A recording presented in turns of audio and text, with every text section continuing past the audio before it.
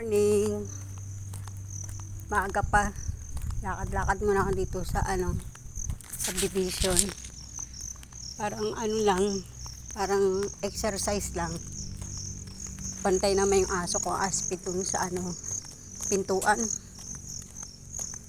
Maganda yung araw, oh. Alas 7:30 pa lang. Lakad-lakad muna ako. Isang kalsada lang naman lalakarin ko, guys, eh. Hindi ako pwede magtagal na sa labas kasi yung mga aso lang na sa bahay.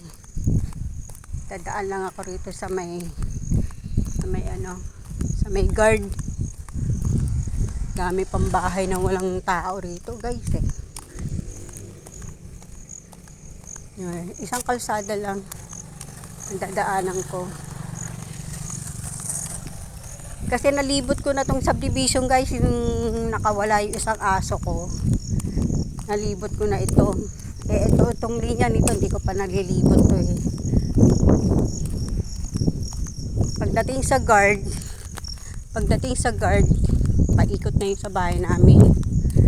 Yung ibang bahay dito, kortina pa lang nakikita ko, eh. Wala pang mga tao. Kasi ang laman ng bahay ng subdivision dito, guys, 250 plus na yung aming GC.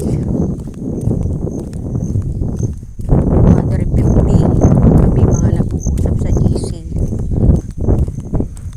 Ayan, oh. May mga nakatira na rin. May pa, oh. Ganun palang bakod. Parang ganyan gusto kong bakod, guys, oh. Ayan, oh. Ganon.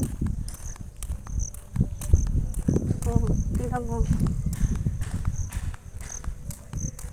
Ganun pala bakod. Parang gusto kong ganun na lang bakod namin. Kaya lang yung sasakyan ho namin, eh. Marami na nagpapalagay ng mga tiles, kisame, mga cabinet. Ganun pala yun. Yung iba naman, ibang nilang flooring, pinalatang nila yung graba. Diba, guys? Oh. Umikot lang ako para lang makapag-exercise lang tayo, sandali lang. Ito, papunta na sa bahay namin. Ito, pero na nagpapabakod.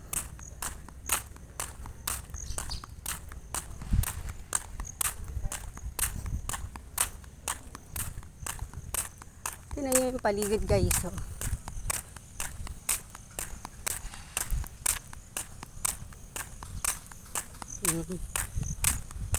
Ito, magpapabakod na.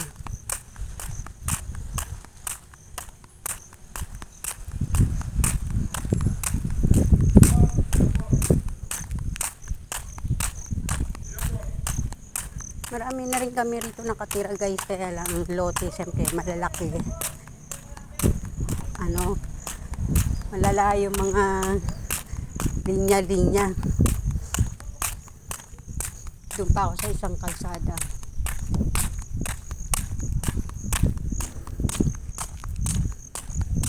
Maarawan lang ako, guys, kasi nakakulong lang ako ng bahay.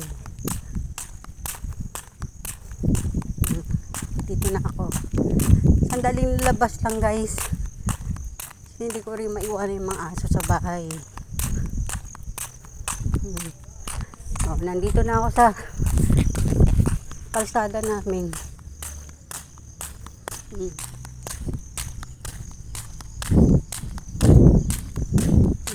Naarawan lang ako ng ilang minutes. 5 minutes.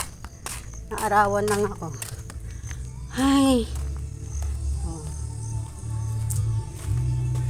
Ito na yung aking balay. Mabait yan, oh. Tagapantay ng pintuan namin yan. Pagod. Di naarawan lang ako, pinawisan ako. God bless, God bless.